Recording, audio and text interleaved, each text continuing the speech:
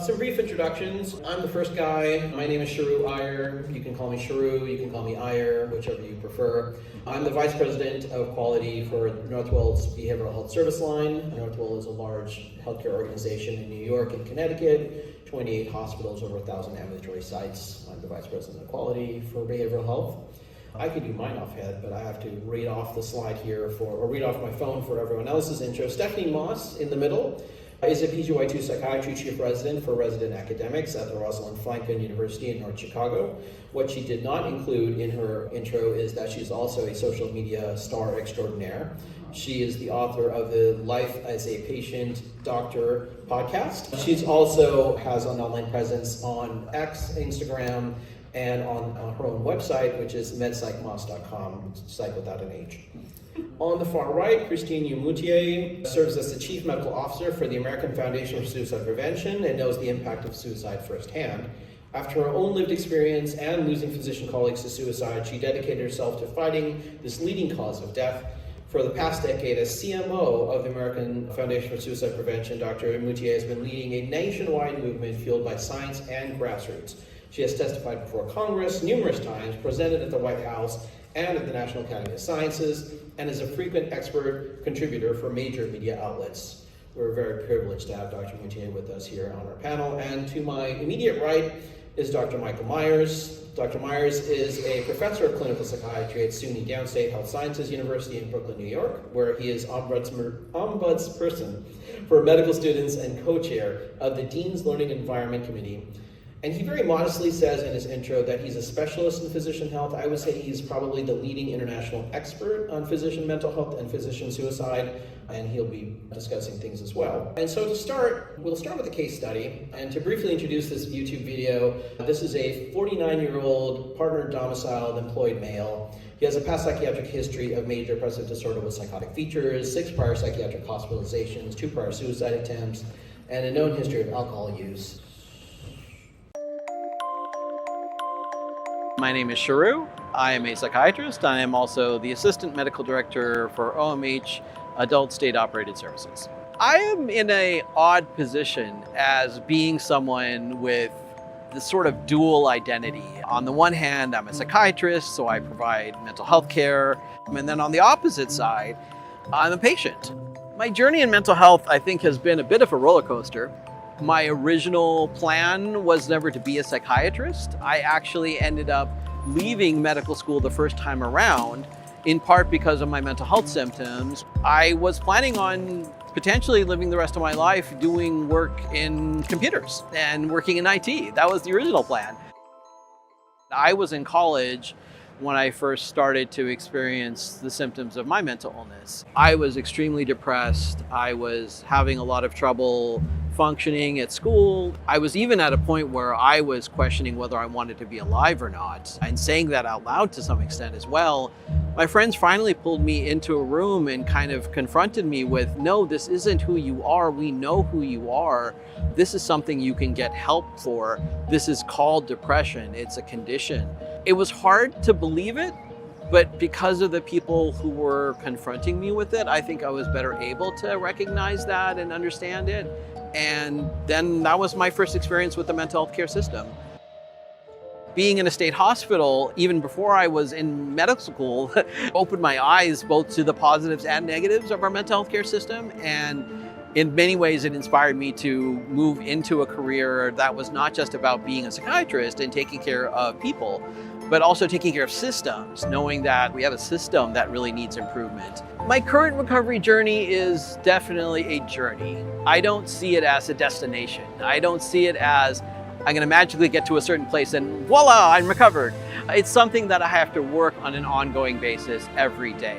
A big factor in my ongoing recovery is that I did actually have a very serious mental health episode in 2017 and had a psychiatric hospitalization. I think the hardest part in many ways, looking back and being able to see, was me being able to recognize that I was ill in the first place. I really struggled with that. This was just after a long period of time when I was out of treatment and doing really successfully. And being able to see that I was actually not well was a huge barrier. So it's been a real ride, and I think one of the highlights for me has been finding the people and places in my life along the way that have moved me forward in that recovery journey. My current partner, my child, my job even, and being able to work in the Office of Mental Health has been a big part of that. And being able to be open about my mental health condition in the work that I do has been a huge part of that. I would hope that people could hear the message that a psychiatrist can end up in a psychiatric hospital. Someone who's at that level can even be down in those dark moments and can find a way out of it. And that recovery journey is something I'm continuing to this day.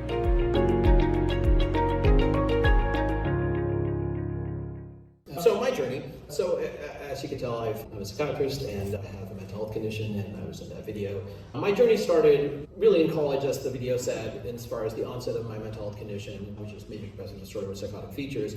I actually included in my medical school application the fact that I have a mental illness and that I'm in treatment and I'm successfully being treated, and that part of my desire to be a doctor was because of my own mental health condition. And so I disclosed this in my application. I got very few interviews for medical school. When I got the interviews, I actually was asked very specific questions about my mental health treatment. I was asked, do the side effects of your medications potentially influence you? I was actually asked by one interviewer in particular, so I see you're on lithium. Is your lithium tremor going to prevent you from being able to succeed in your surgical residency? And I basically was turned down from every place that I interviewed. The one place I interviewed that I actually was accepted was, I'm not going to say which one, it was the Oregon Health and Science University. And the interviewer, one of the interviewers who interviewed me, disclosed to me that she also had a lived experience of depression and that she was successful. She was actually an award-winning emergency room physician at OHSU. And that was the one medical school I was accepted to, and I'd like to say that I've done okay since then. So after that negative experience, I did not disclose my mental health condition for years and years. Through medical school, through residency, through fellowship, I kept it completely lit on it, all the way through including job interviews and getting privileging at hospitals. And at one point, I actually was applying for jobs as a consult psychiatrist. And one of the job interviewers for this particular position had Googled me, and on Google found news articles about me that were discussing my mental health condition, and then surprised me in the middle of the interview and asked me specifically about these news articles and what implications it would have if I was going to come and join their job, and then later called me and said, no, we're not going to accept you, and your answers to the questions about what we found on Google were insufficient, and that's the reason we're not going to take you on into our job. I'm glad I didn't take that job or get that job considering that, but it was an eye-opening kind of thing where even when I didn't want to disclose it, when I was inadvertently disclosed, there's profound stigma in the workplace around having a mental health condition. But on the flip side, in the job prior to the one I have currently, I was working at the New York State Office of Mental Health, which is a state-level governmental organization that does licensure and provision of services, of mental health services across the state of New York. I finally felt bold enough, in part because I was unionized, to start to talk about the fact that I do have a mental health condition and have this lived experience, and was able to find other mental health professionals who are willing to disclose this as well. And across the New York State Office of Mental Health, we actually created our own community of mental health professionals with lived experience and started to advocate for changes in the workplace, including trigger warnings on training videos, as well as more wellness campaigns within the Office of Mental Health to help support people like me and like the other people on this panel in the professional setting. So disclosure has its positives and negatives, and I think my journey is hopefully one that we can learn from here today. And I will turn over to Dr. Moss. Thank you so much for sharing your journey and also for inviting me to this panel. I remember coming last year to APA when I was I was an intern in residency, and I saw this panel, and it was like, oh, this is finally a group of individuals that this is what I'm passionate about. As was mentioned, at the fourth year of medical school, I ended up creating a podcast, but we'll save that to the advocacy till later. So I'm gonna roll backwards. Usually I do this talk very often, more often recently at conferences and stuff, and I do it in an hour. So I'm gonna do it in 10 minutes, so hopefully I get this. Going back, first year of medical school. I'm from Colorado. I moved to Chicago, residency, medical school, and like anyone else in medical school, we all think we're alone. We all struggle with all the struggles of medical school. In first year, I learned that they had therapy for medical students. And I was so excited because I didn't have that opportunity ever before. And I didn't really have a word to describe my struggle growing up, but I knew I struggled. And the fact that they said that we had unlimited therapy sessions, I took advantage of that. I got connected with my current PhD, or actually he's a Psych D, and I actually now still see him. I saw him 2 days ago, so I still see him on a weekly basis. So first year of medical school, he helped me for the first time get understanding of maybe the struggles that I had been with for many years were not just that I wasn't the only one, and there was a word to it. First year of medical school, we also went over ACEs, Adverse Childhood Experiences.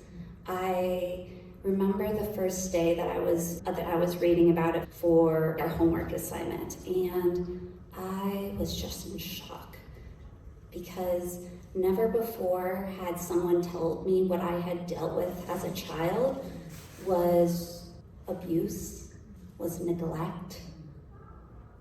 And so I ended up having 4 adverse childhood experiences. And later on, as I started talking to my therapist, I started to learn, I have PTSD.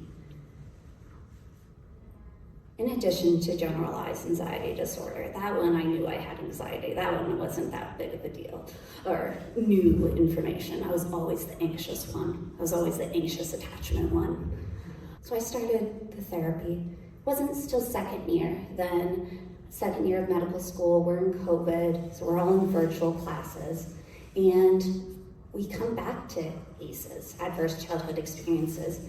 We're all in virtual classes with 20 other students, and I was like, I have something to share.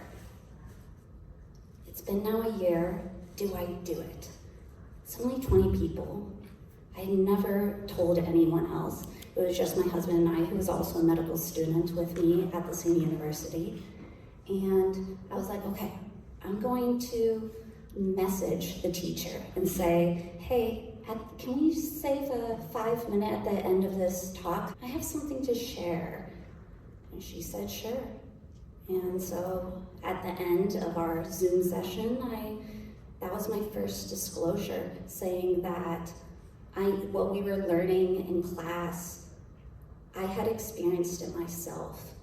And the amount of emotional support that I received from those 20 medical students was overwhelming. And that was when I was like, it's okay to share that I struggle. Even though in medical school, we all like to pretend we're perfect. We all like to pretend we know everything. But just having that vulnerability was huge. And that's where I ended up getting in contact with my new medical school best friend, who shared also a lived experience of trauma. Fast forward to still in MS2, step 1. I struggle, of course. Failure of courses led me to push, and step 1 studying pushed me into a leave of absence, pushed me into having financial struggle because you don't get loans if you're on a leave of absence. So almost lost our housing and rent while in leave of absence. We were going off of my husband's medical student loans, which already wasn't enough for one person. So significant struggles financially. And I kept failing the step 1. I failed it once. The first time I failed it, I took that personally. I felt that failure word, I took it as myself, I'm a failure. and went into this deep, even more depression, where I then started to reconsider being alive. And then my friend reached out, that one that I said that had trauma. And she was like, have you heard of accommodations? Why don't you apply for accommodations? Accommodations for what? I don't have a disability. So I had internalized this, what it meant to be a disability or be disabled. And I didn't identify with that. At that point, I started realizing, well, what if I do ask for help? Help. So I applied for accommodations. I received only at that time extra break time. I ended up failing again, this time with accommodations, but again, when I meet with medical students, I always talk to them who have failed and are in a leave of absence. I tell them, let's look at the hierarchy of needs. If your basic needs are not met, food, housing, support, then how in the world are you supposed to do the self-actualization of medical school, becoming a doctor? So that's how I failed step one a second time. But once I got my needs met, then I finally passed step one. Okay, let's move finally to to MS3. This is where we talk about the blowback, because this is where I started getting in trouble with the institution, to my medical school institution, because I was vocal. I had just spent a year during my leave of absence sharing my struggles, sharing that I had failure, I had become vocal. I started going on social media and sharing. I started writing op-eds about this experience because I started learning I'm not alone with failure. I'm not alone with these experiences. So that's where I started receiving the true blowback. Start crying in front of a resident, led me for professionalism, asking for accommodations to see my therapist, another professionalism. I almost got kicked out of medical school. I could spend an entire talk on just how to deal with discrimination and that. I'm not going to go there right now. But I kept going because I knew there were other people that were dealing with this and that I wasn't alone. Okay, so fast forward to fourth year at medical school. Now I have to decide, okay, I'm applying to residency. I ended up dual applying to increase my chances, family medicine, psychiatry, because I knew I had a red flag, failure, mental illness, struggle. I ended up deciding to put my lived experience in my personal statement, in my ERAS application, but learning how to disclose it in a way that shared my story, didn't just throw it out, oh, I have this specific disability. No, just explaining, I have an experience that changed the way I look at myself and I look at how I help patients. I was giving a talk during my M4 year on whether or not to disclose during your residency interviews. And at the end of that talk, I realized, why am I'm being a doctor of telling other people to do it when I'm not doing it myself. I looked back and I was like, I haven't actually disclosed in my interviews yet. So then the next day was my interview at my current institution, and my program director. And I ended up deciding, okay, I feel safe at this point. I feel safety in the numbers that enough people want me in these interviews. I've had enough that I think I'm ready. And that was when I disclosed to the program director, and the amount of, again, support was impressive.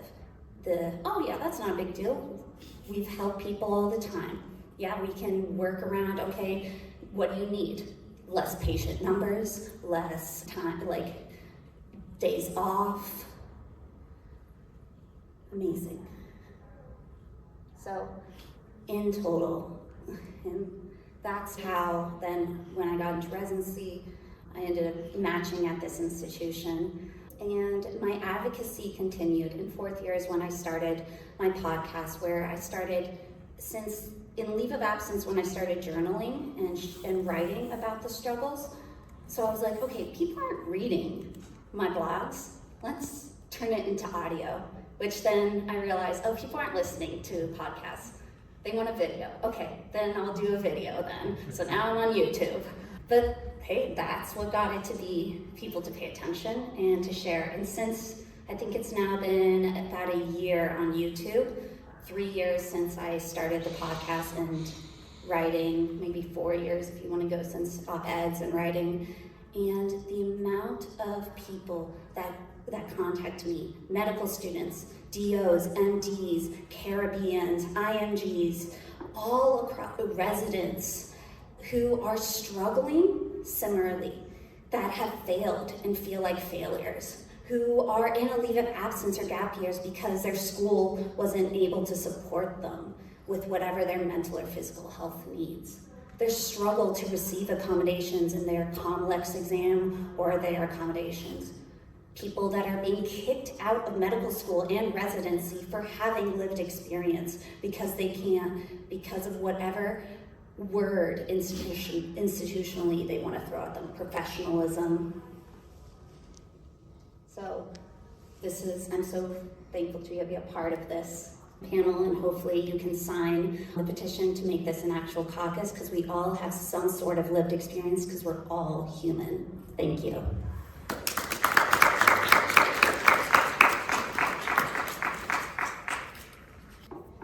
Good morning, everybody.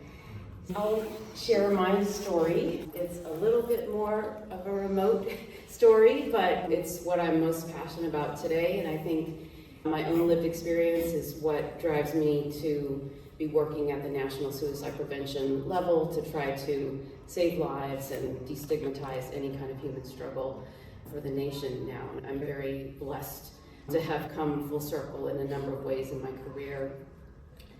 My mental health struggles started for the first time while I was in medical school. My story is I'm half Chinese, raised in an Asian dominant home. You just always buckle down and work harder. It's not enough to do your best, you must be the best. And I think I had no space to show emotions or do anything other than just be efficient, productive. I was a pianist and school, and that was my way of coping. And all goes well with that sort of perfectionistic style while it continues to go well. And then I suppose just developmentally and age of onset of many mental health conditions obviously is in adolescence and young adulthood. So I was, I guess, around 21, maybe 20 when I started med school, so 20, 21, 22. The anxiety I began to feel with not being at the top of the curve, and I know it's so cliche, but it drove my anxiety super high, and I had no words for it and no coping skills to deal with that sense. All I knew to do was push it down and move faster and harder. And what developed out of that experience was a very severe, nearly life-threatening eating disorder that consumed me, and I kept it hidden for about 2 years.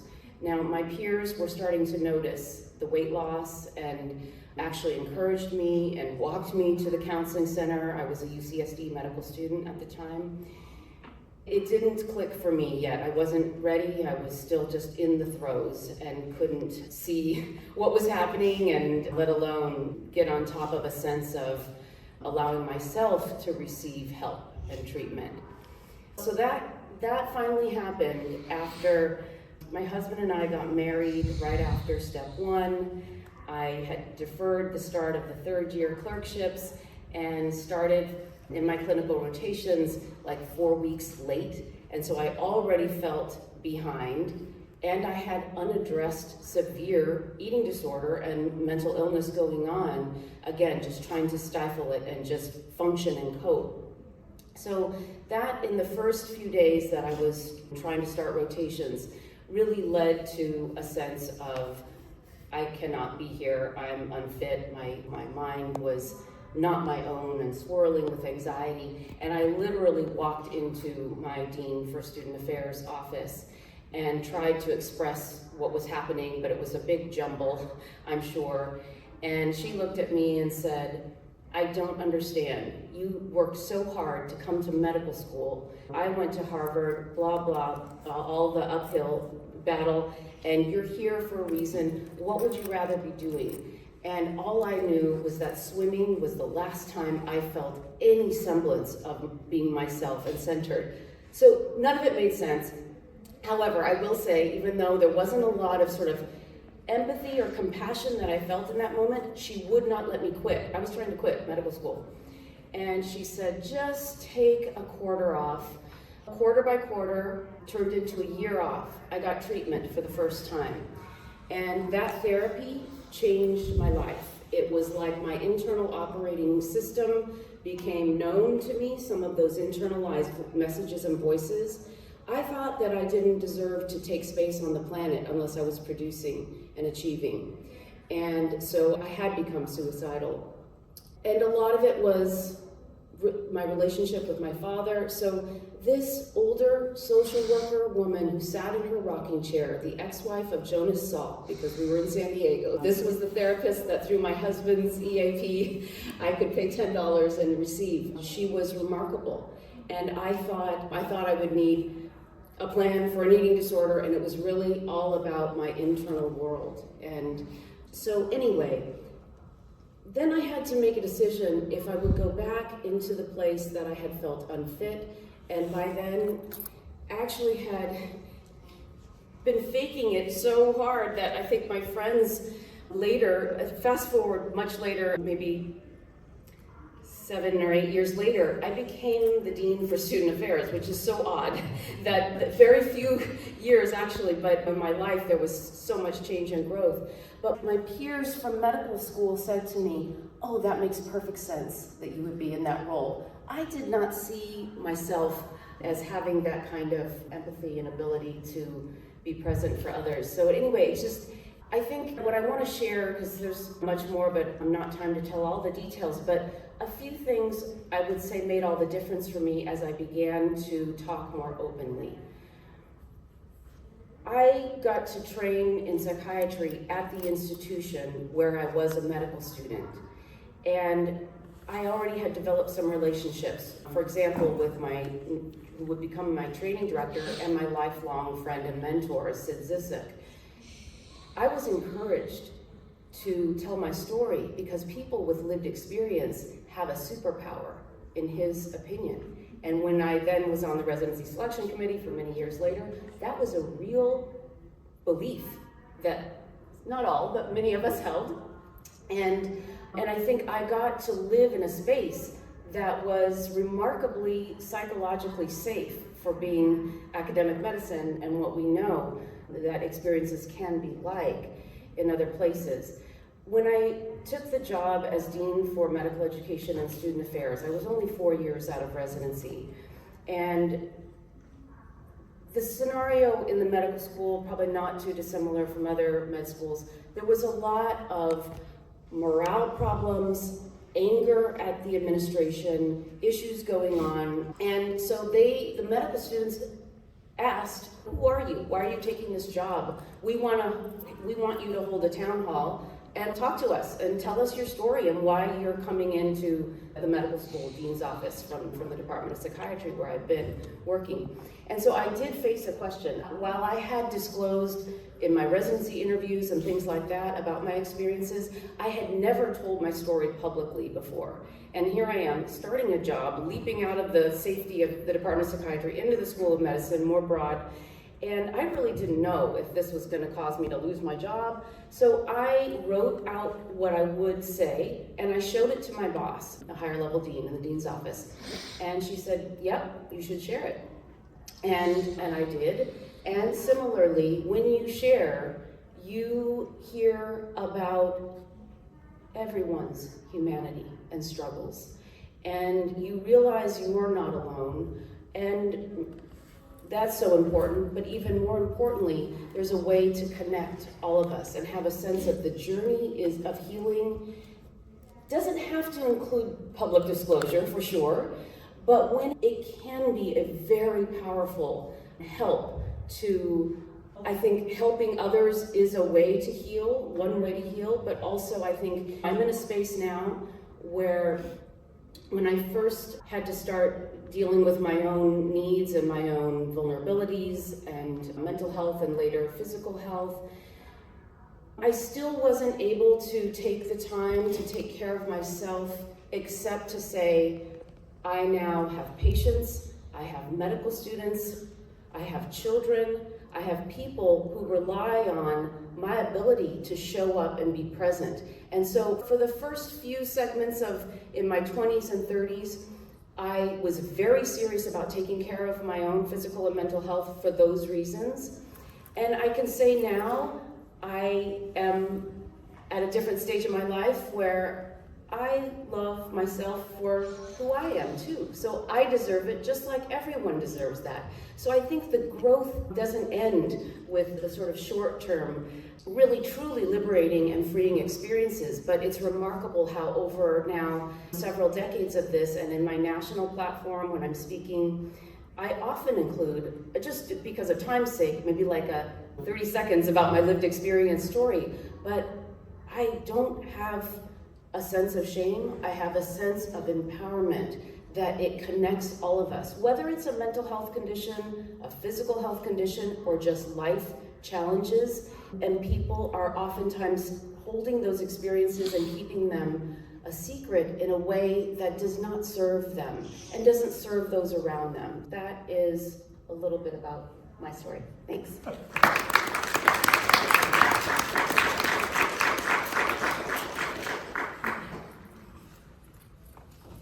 So I called my talk with this catchy title, How I Went from Having a Serious Mental Illness to Normality Without Any Treatment. My lived experience, it's a bit unusual or atypical, and that's why I've given it that title. I was a late bloomer when it came to same-sex feelings and urges. I'd been dating girls since high school, all through college and medical school, including being engaged for almost 2 years during my internship in the following year when I worked as an emergency medicine physician. That was in Detroit, Michigan. When my fiance and I broke up, it wasn't about sexual orientation confusion, actually. That started a few months later. I was in my mid-20s. I was a resident in internal medicine at Los Angeles County USC Medical Center at the time. I began to go out to gay bars in Hollywood and quote-unquote experiment with guys, end of quote as we called it then. And this was the summer of 1968. So for many of you in this audience, I just want to tell you a little bit about that time. In the spirit of the Mamas and Papas, their hit song, California Dreamin', was all over the airwaves. The historic 1967 Summer of Love was right here in San Francisco's Haight-Ashbury, with lots of hippies, demonstrations, hallucinogenic drugs, and spiritual awakenings. It was a time of huge social upheaval, uncertainty and tragedy. The war in Vietnam was raging out of control. Dr. Martin Luther King was assassinated in April of that year. 2 months later, Robert F. Kennedy. In hindsight, I think that many of us lived our lives on automatic pilot. Call it societal dissociation, if you like. It's not far from the way some of us are living now, even in these times. I had good friends in Los Angeles, mainly other residents. We worked hard, we played hard, but I told no one about my secret. I was so full of shame. What made me feel more alone and wary, very wary, was that I had never heard of a gay doctor. Never. I knew nothing about gay relationships. It was just this kind of urge and longing for something. And that really preyed on me. And I concluded that gayness and medicine were incompatible. And I was really risking my career by fooling around, the term that I was using to characterize my actions in Hollywood. Gay sex was illegal in California then. And the Stonewall riots in New York City and the advent of gay liberation didn't happen until a year later in 1969. I wasn't training in psychiatry yet, but I knew from my medical school studies and a furtive visit to the hospital library that I had a serious illness, a sexual deviation, and sociopathic personality disturbance. I'm not sure I even knew what that was, but it didn't sound very pretty.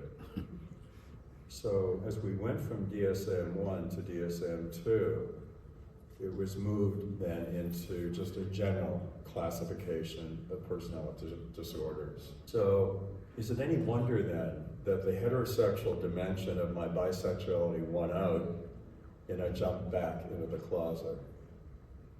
That fall, I met my wife-to-be. I told her about my gay forays on our first date. And to my surprise, she didn't run for the hills. Our relationship actually took off. We fell in love. We got married a year later. 2 years after that, we started a family. And we had a very good run of marital and family life for decades. Yeah, we had some ups and downs. There were bumps along the way. And it was only really the final 5 years or so of our marriage when my same-sex feelings returned with intensity and ascendancy. I came out as a gay man at the age of 64 in 2007. I remember clearly going back when homosexuality as a mental illness was removed from DSM in 1973. I was jubilant, but that was short-lived. In other words, I no longer had a psychiatric illness. I was no longer a sexual deviant or had a personality disorder. But I don't remember feeling normal, whatever that was supposed to be, if there is such a thing. There's a huge residue from being reviled for your thoughts, your feelings, and behaviors, and something that feels a part of you, perhaps even natural. It takes time to heal, to accept yourself, in my case, years. And this is why I feel such a special kinship with anyone living with a mental illness. I know the pain of stigma and how pernicious and unrelenting it can be. I only had a few years of recognizing my bisexuality, and not so with many of my gay patients. They were still anguished and needed a lot of help with what we call, in those days in DSM, ego-dystonic thoughts and feelings. And it wasn't helped, of course, by societal homophobia, which was still at a very high level, included in the House of Medicine. Most gay physicians remained in the closet, or if they were out, they were very selective. It was too risky to be open at work. I was asked once, why'd you go into psychiatry when they treated gay people first as mentally ill, and second, with such pejorative labeling? Actually, I didn't have a very good answer, but what became clear as a bell by the time I finished my residency, that I had found my bliss. I had a path. I saw a path, and it was advocacy. I may have jumped back into the closet, but that didn't stop me from working my butt off to change things for my LGBTQ+ brothers and sisters. I did this clinically in my private practice and in my teaching of medical students and residents and in my scholarly work. My teaching and writing has always been characterized by inclusivity, never the binary, us.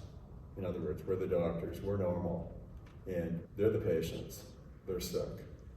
I started banging out letters to the editors at early career psychiatrists in the late 1970s and early 1980s. I got active in my district branch of the American Psychiatric Association and the Canadian Psychiatric Association. I was living in Vancouver at the time.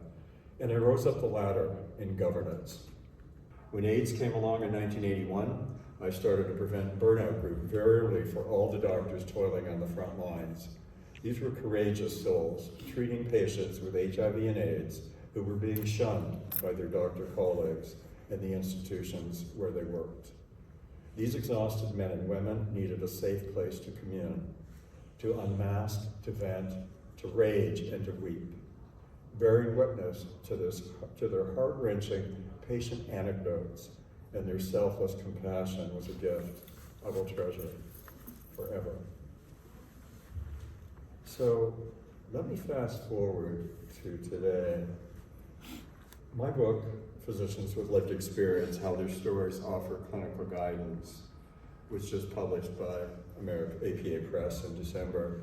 And in this book, I capture the words of dozens of physicians who told me how their illnesses, their suffering, the fear, the treatment, the regaining of health and wellness have given them a leg up, much as we've heard from our speakers today. A sensitivity, an empathy, and a helpful adjunct for their patients. I know that feeling well, it's been a major driver in my life as a doctor's doctor. For those of you here today with lived experience, whether you're open about that or choose to live privately, here are some suggestions in ways that you can help people. If you teach and write, be inclusive. For example, say you're lecturing to a class of medical students. Say, those of you who have struggled with depression or substance use or an eating disorder will know the symptoms I've just described. Volunteer. Be an advocate.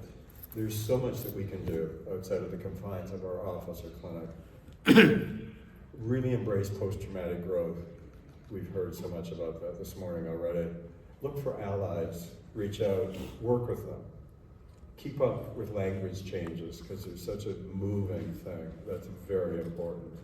Enjoy being a mentor and work on your sense of humor. I want to close now with two very sweet and touching stories. And these are from my blog, which I think I need to kind of convert to a podcast. We'll talk. This is a piece I wrote a few years ago. It was called Gay Physicians. We've come far, but we're not there yet. My husband and I, and this is actually, and this is in the blog, my husband and I had just returned from a gay cruise in the Caribbean. There were a number of physicians on the trip, and the diversification was akin to who we see practicing medicine in today's America. There were residents, there were early career doctors, mid and late career physicians, and some retired physicians. Many were international medical graduates. And a lot of the US grads were minorities, both ethnic and racial and religious minorities. Lots were couples, and others were traveling on their own or with a friend. So here's the first story. Despite a lot of progress, there are vestiges of homophobia across this nation. Some of the doctors I met are not out at work, and those who are describe a sense of otherness that is alienating and painful. And listen to this story of a Korean physician, actually from Seoul, Korea. He said to me, and I quote him, he spoke so, it's beautiful.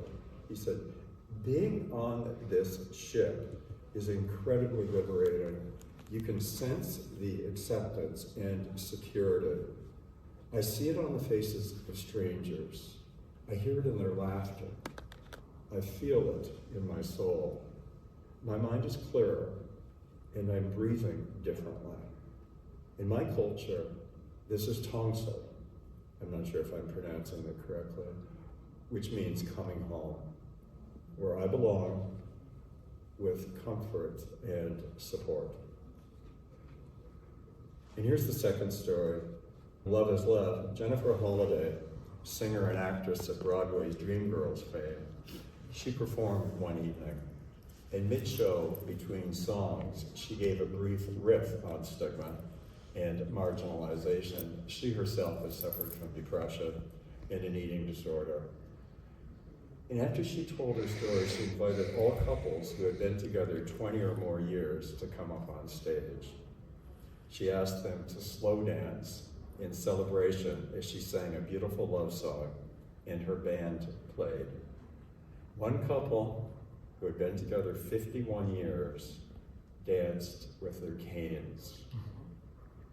Everyone in the theater was on their feet, swaying in solidarity, wiping moist eyes or not, simply letting their tears linger with the moment. Thank you.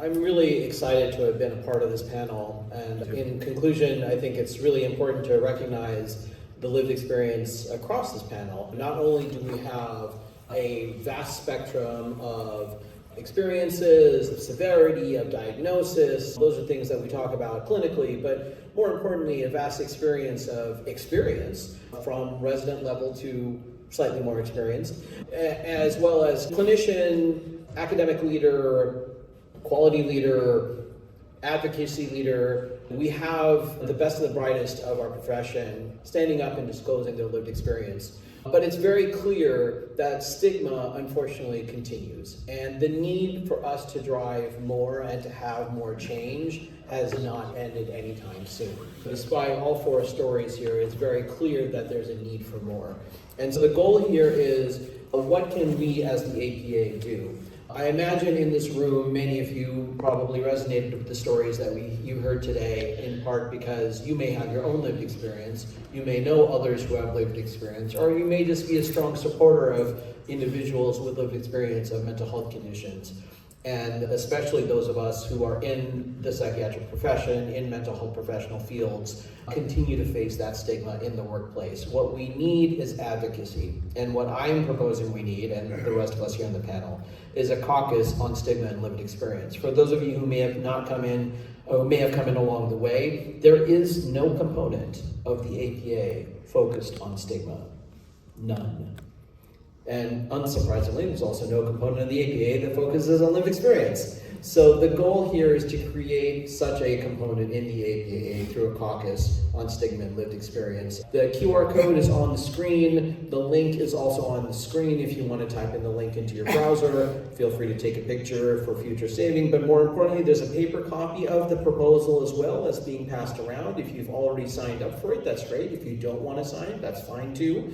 Just pass it along. You will need to know your APA member ID number for that signature. Don't worry if you don't remember it, whether online or on paper. Just write "contact me" in the spot, and I will contact you by email to tell you how to find your APA member ID number so we can complete that form for you. We need 50 signatures of APA members to create the caucus. I will say that somewhere on that piece of paper is a signature of Ron Bailey, the future APA president. So we have at least acknowledgement from senior leadership that this is needed. But more importantly, I'd like to open the forum now for all of you to discuss this very controversial and important topic. Thank you so much. I would love to, because I didn't want to take up too much time regarding disclosure. And one of the things that I talk a lot about regarding disclosure and determining when and how to disclose is first also thinking the person, how much do they need to know and why? What is the purpose? And I think through my ups and downs of not being disclosing, receiving negative or receiving positive, one of the things I've actively been practicing is one regarding with patients and thinking, okay, I'm about to disclose, but I'm going to hit a pause and think, am I disclosing because myself, I feel like I need to be seen or heard, or is it for my patient to know that they're not alone, or if there's some advice that I can provide? So having that moment of pausing and thinking, is this for me or for them? And then how much? And then also when we're talking about with a colleague, with applying to residency medical school job, is also talking about you don't need to, they're not your psychiatrist, they're not your therapist. You don't need to say, okay, this is how much sleep I had, this is my diagnosis, this is my appetite. No, you can just say, I have a mental illness, or I have extra needs, or I need additional support. There are other ways to say it without fully, or you can say lived experience. That is and that's, I think, why we chose that word, because it is so inclusive. By being alive, you have your own lived experience of being human. So I hope, I just wanted to say that regarding disclosure. Is there any addition? I'm going to add two things really quick, just in response to your comment. I would say two things. First, you're not a bipolar psychiatrist or a unipolar psychiatrist. You're a person that happens to have a diagnosis of bipolar 5 or unipolar depression, whatever the case may be. You're always a person first. And I think that is part of the stigmatizing language that we create as well. What's sad is the fact that you can't disclose, I feel confident to disclose, there's all kinds of variations in between, but the fact that we even have to think about disclosing in the professional setting, in the workplace, is ridiculous. If I can go to the water cooler and talk about my allergic rhinitis and my hyperlipidemia and the fact that I take medications for those, and it's a joke, oh, my allergies are really bad, oh, I shouldn't be eating this fried chicken and my cholesterol is going to go up and I have to increase my statin dose. That's a joke, and it's like a non-issue. Right? It's a non-issue to talk about those things. But suddenly, because of the nature of our profession, or in your case, because of where you practice, disclosure becomes a thing. It doesn't make sense. And there's only one way to conquer that stigma, is to start doing this in a way that takes the stigma down. The other thing I want to share with you is a blog piece that I wrote about 5 years ago. It had to do with psychiatrists and why psychiatrists self-medicate. And I wrote this piece because it's so common, but I tried my best so that it's completely without judgment, because of the fact that these are individuals who are living with tremendous shame. And it's got a lot to do with the era of when they came of age in psychiatry. So where the internal and external stigma was so awful. But what I want to tell you, after it was published, within 48 hours, I received approximately 20 plus emails from psychiatrists all over the world who were self-treating. And did I have any suggestions, et cetera, et cetera. So that was my way of saying that I think by their responding, they're at one level asking for help. So I just wanted to make that point. I'll add, for the intersectionality kind of piece, slightly less apparent than my lived experience is the fact that I might be Asian in background. And certainly growing up in Asian culture is very similar to what Dr. Mutie mentioned, that you don't talk about feelings, you don't talk about emotions. I was a PGY2 and my dad was still trying to convince me to go into internal medicine. So it becomes, certainly the lived experience is a broad statement in many ways, because in that experience is often hiding that intersectional element that makes each of us unique. It also then puts on your shoulders, wait a second, which camp am I going to fall in? What am I going to spend my time, my energy, my slice of the pie of advocacy doing? And I've decided that this kind of broader lived experience piece is what I'm trying to push more. Do I still attend the Asian American Caucus, and will I be there tomorrow? Hint, hint. Yes. Will I be as active in that caucus compared to this endeavor? Probably not.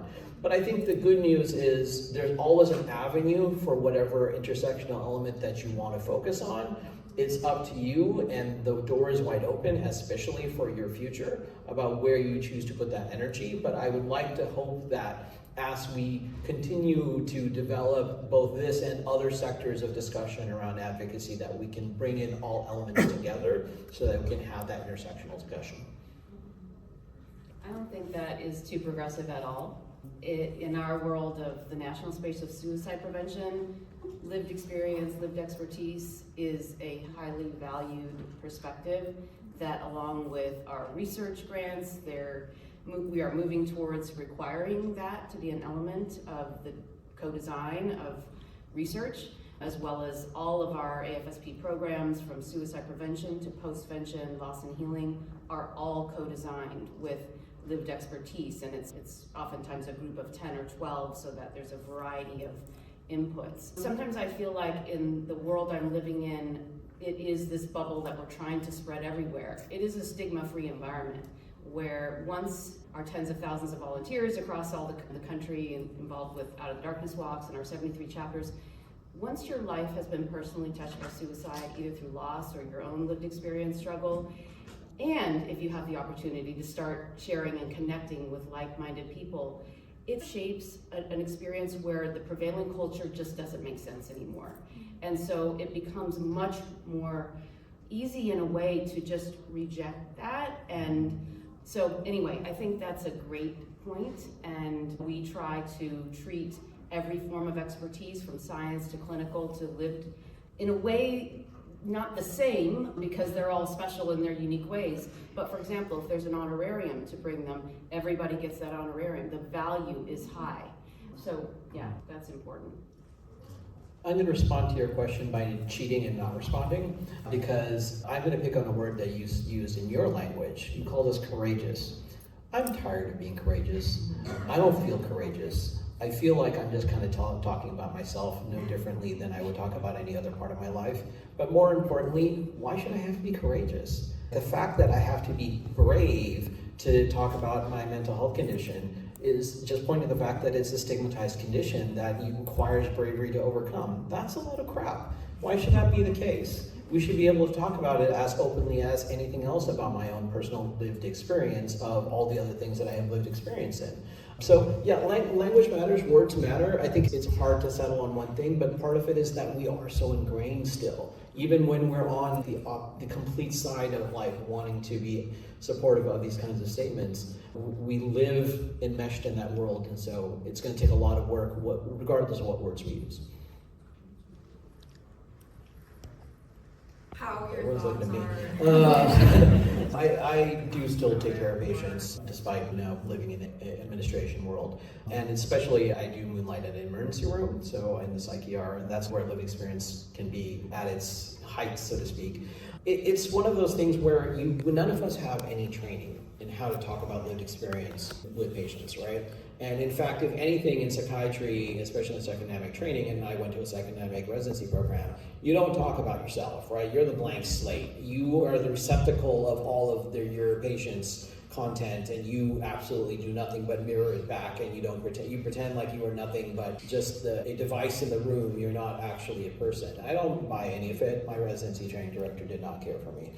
But more importantly, given that we have no standards, we have no curriculum, we have no nothing around this, we have to start creating it, right? And that's part of the reason we need a caucus. As far as what I do, I don't regularly disclose unless I feel that the disclosure is going to be of some benefit to the person receiving that disclosure, and it has to be specific to what it is their experience is. So if their experience is one of, oh my God, I'm going to be in a hospital, or their experience is, oh my God, I just tried to kill myself, or their experience is whatever the case may be that aligns with something that I've experienced, and they don't understand what it is that's going on in their experience, and they need some understanding of what that is, then I may turn around and say, guess what, the person who's taking care of you has been there, and it's okay, look where I've ended up. And it's more about helping them understand themselves better than about me necessarily getting anything out of it, but it has to be selective. I can't do my 10-minute presentation in the psych ER.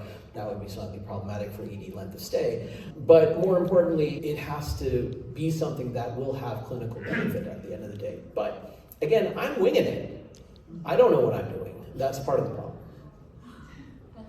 A big one that I've been using is when people are hesitant of medications. Like when I prescribe venlafaxine, I'm like, you know what? This is what the research says, and personally, it's my favorite thing in the world. I wouldn't be able to graduate without, be a doctor without my venlafaxine. So whenever there's medication, when someone's so against medications and the fact of, will I not be able to work again? Giving me that sort of thing, but I feel that there's room. And I'm like, I took it, I'm a doctor now, and I still take it. That changes, that makes it so normalized, and just like any other, just like if it was blood pressure, just like anything else. So that's where I individually, or I work with the Navy recruits who have so much childhood trauma. That's really where I also disclose, I'm like, that's not normal. I remember when I was in your spot and I thought being abused was normal. It's not normal, and you didn't deserve that. So that's my individual way, or two experiences that when I really bring in with patients. Thank you. That shows so much exactly what we want. We want this for that reason. And your question, I receive it on a weekly basis from applicants because I had that same question. And when I was an M4, I came to this APA and I cornered the APA president. And it was the leaving APA president, and I asked him that exact question. I wasn't an IMG, I was a US MD. So I already have that privilege, but I still asked him. And as he's going up the elevator, like running away to another talk, I asked him, and he turned to me and said, if it's part of your story, then that's what's important, and we want to hear that. This personal statement is your story. Doesn't matter what your story is, but you tell your story. But always what I said like before is how much do they need to know? It's more about what you got out of it and how you're going to be a physician and a psychiatrist and how that's going to help you. It doesn't matter how many medications you have or how many whatever. It's more what are you going to take from that experience? All about the strengths that you bring as a person to psychiatry. So that's like also what I share in my personal statement and when I advise applicants. That's to do ADHD. Set in the current, the 2025, the people who just graduated. Oh wait, no, this is now 2026. Okay, it's last year. Last year the applicants, or last year the medical students who graduated, they do a questionnaire. It's called the Medical Student Questionnaire from whatever it's called. And there's a question that they included over the past 5 years that says, one, do you have a disability? It was like 5,000 people of the hundreds of whatever medical students. And then the biggest thing is 70% of the people said ADHD. That is the number one disability disclosed, and not even disclosed, it's that they check the box which one. So ADHD is so common. The reason I'm so passionate and upset about it is because USMLE for a long time didn't believe that ADHD was a disability. Even though it's in the DSM, they didn't qualify it enough to receive accommodations. After enough lawyers and lawsuits, this past year, they're now starting to accept it and give accommodations. Complex, if you're a DO, is not in the same, and the reason I'm about to say why I'm upset, because in their written copy-paste document that they sent to every single applicant, and I do this because I help people with their accommodations personal statement, says, you got into medical school, that means you do not have a disability. ADHD is not a disability because you got into medical school. And it's a copy-paste statement I've seen in every single accommodations denial from Complex. And I used to see the same one in USMLE, but after the lawsuits, that statement has disappeared. But I want to say that, to say you're not alone, and ADHD is very common in medical students. I will stop talking now. I'll just say one quick thing about the word diagnosis. You'll see on our caucus that it's the lived experience, not diagnosis. So the key really is experience. What have you experienced? What have you lived? What do you want to talk about from that perspective, regardless of what your diagnosis is? Flip side, I'm sure many of you have heard that your either residency program, your medical school, or your healthcare organization is big on wellness, big on burnout. Hands? I mean, yeah.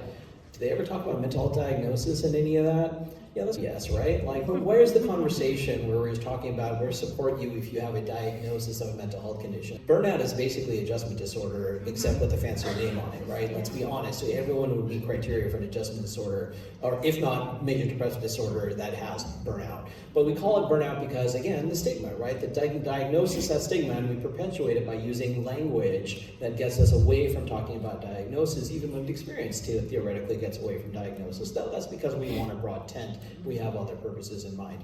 But as far as your statement, certainly the goal would be, I only talk about my diagnosis for shock value. I prefer to talk about what I've gone through as what I think informs my ideas and my perspective. That has more power and weight than anything that comes out of the DSM.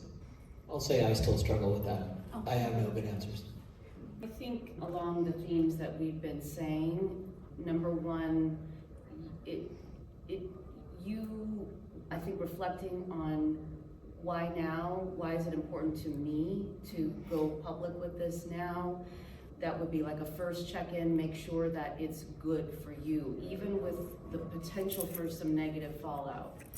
And then the next thing is how you say, and I had somebody review it the first time I was gonna speak about it, and I think we're all here and mentors will happily review how you said it, so that a lot of it is, again, about the impact that it might have, not only for yourself in that sense of public sharing, but on others as well. So I'm a big fan of kind of processing it, maybe even over-processing it a little bit in a way that really helps you to be certain and have a sense of safety before you choose to share. And one thing that I think is obvious, but we've probably all done, I start sharing with the people I trust absolutely. And then it goes those concentric circles. And now I understand what you're saying. If it goes online, then it's public. So I will tell you, having been somebody who, my story has been out there for 25 years, I'm in a very public space. I have never once had it hurt me. And that doesn't mean that harm can't come to people.